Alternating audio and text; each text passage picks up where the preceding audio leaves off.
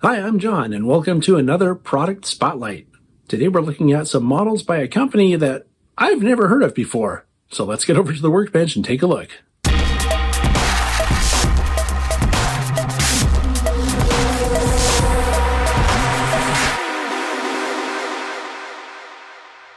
Alright, so here's what we're looking at today. These are Safe-Pak Autoracks. They're HO scale, and they come from ROKA Models.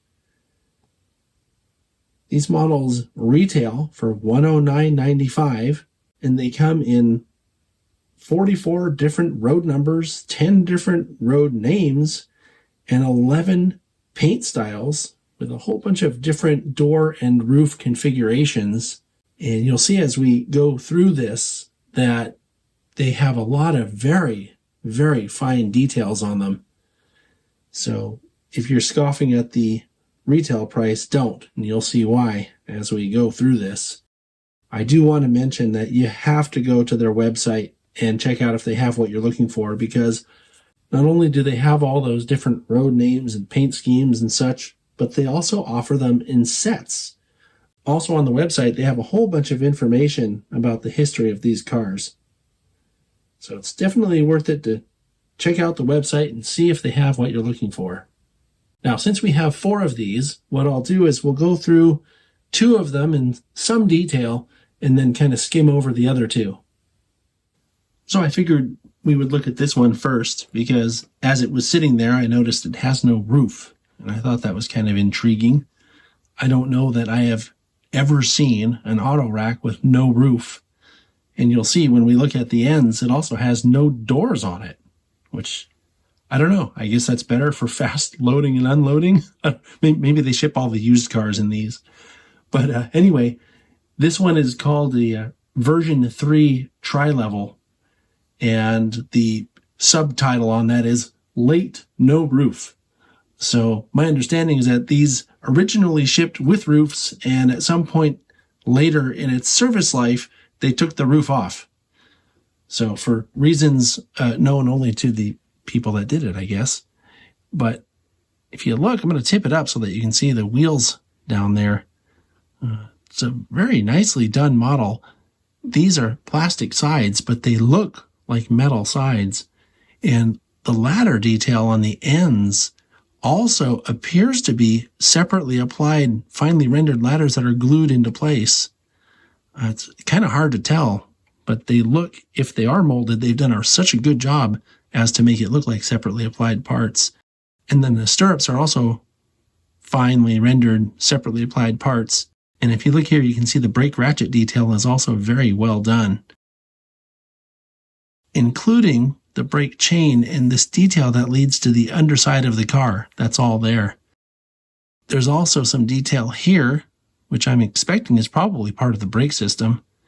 This is really cool. There's a lot of very finely rendered detail on these cars, and it looks to be all separately applied. That's why I said not to scoff at the price when we first were getting started.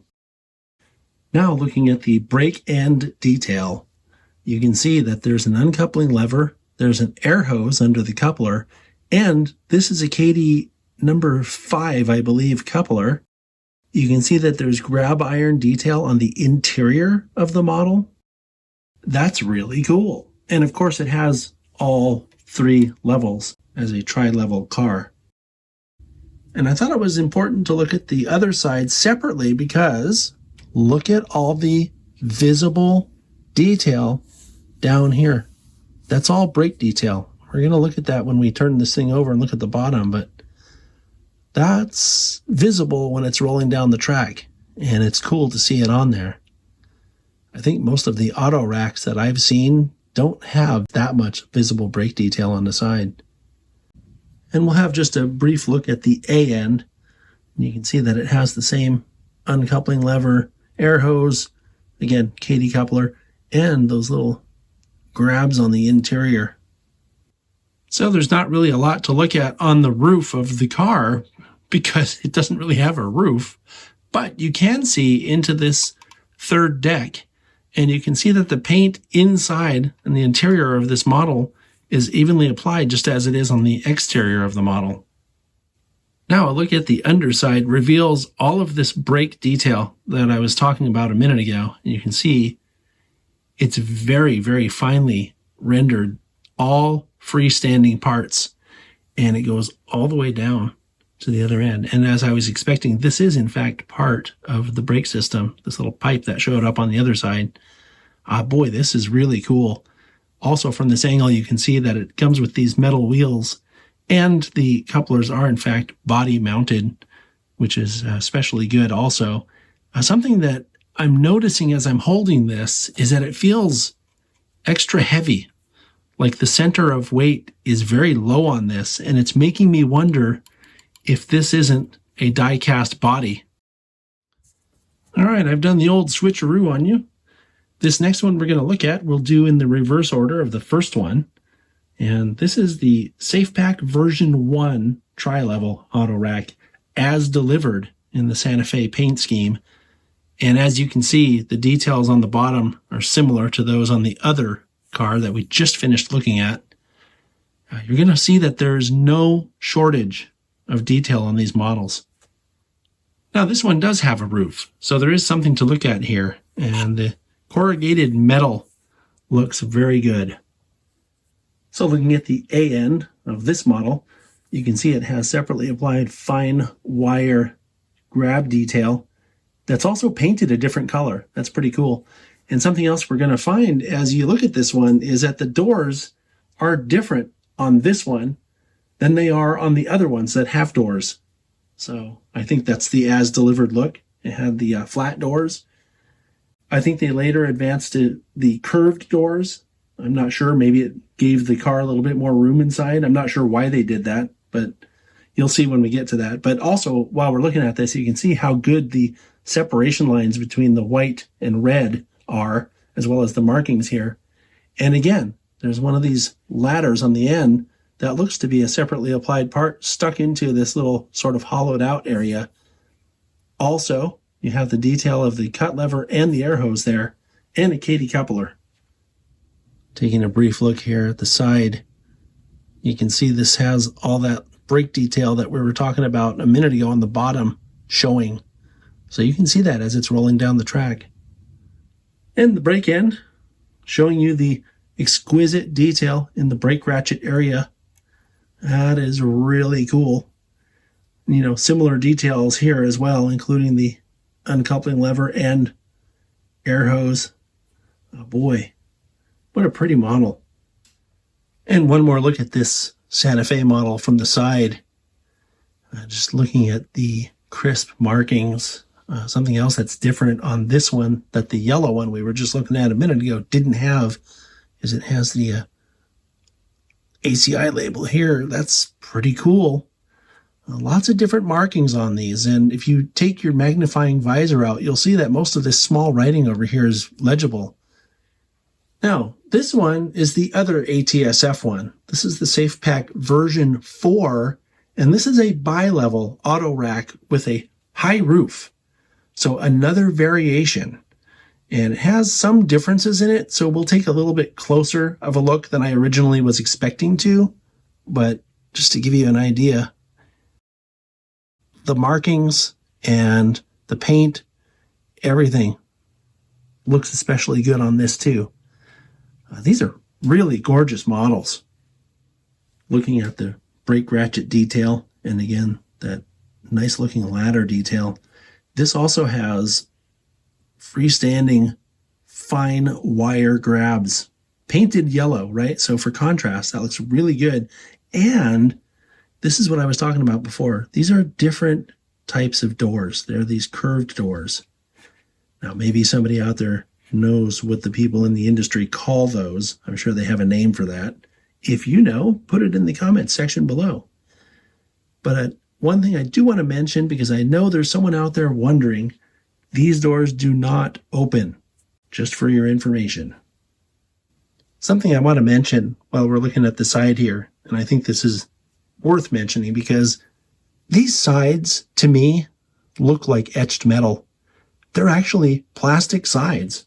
And if you look, you can see that they're actually quite see-through. Just putting the light from my iPhone back there. How cool is that? Usually molded plastic doesn't give you that fine of a net to look through. These look especially good. And just a quick look here at the A end to give you the idea that the detail's similar to what we saw on the brake end, including all those separately applied grabs and just everything. It's cool. Now, I'm not going to show you the roof of this brown model from the top, but I am going to show it to you from this side because I wanted to point out the difference in the profile here. This one is the one that's labeled as a high roof, and this one is the one that's labeled as the as delivered. And you can see that it does in fact have a higher roof. Otherwise, it's similarly corrugated and looks really good. We will take a brief look at the bottom of this just to verify that all that brake detail is in fact there. All right, I have one more switcheroo for you, and that's moving on to the Norfolk and Western one.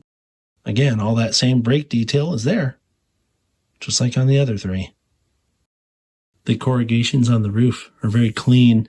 Something it's going to be hard to show, but it is present, is that there are little rivet details in the mold on the corrugated roof. That's pretty cool. I checked, and the Santa Fe low roof or standard roof also has that rivet detail. I missed that when I was looking at it the first time. That's pretty cool. Anyway, looking at the Norfolk and Western one from the A side, you can see that this is also a bi-level. You can see the deck in here, and you can see the details the same as it is on the other ones. Just an exquisite level of detail on all of these models. Once again, you can see from the side view that the labels and markings on the car are different from prototype to prototype. This one doesn't have that ACI label there. That's pretty cool. It has every other label you'd expect, though. And you can see, once again, the brake detail underneath, visible from the side. A very brief look at the brake end of this car reveals similar detail to what we've seen on the other three models. It's excellent. And here's a quick look at the other side. I think they've done a pretty amazing job with these models, especially as a first release. When I think of Autoracks in real life, I don't think of a lot of detail. But the real ones do have quite a bit of detail, and these models accurately reflect that. I'm really looking forward to seeing what else ROKA comes up with next. So good job, ROKA. I'll see you all next time.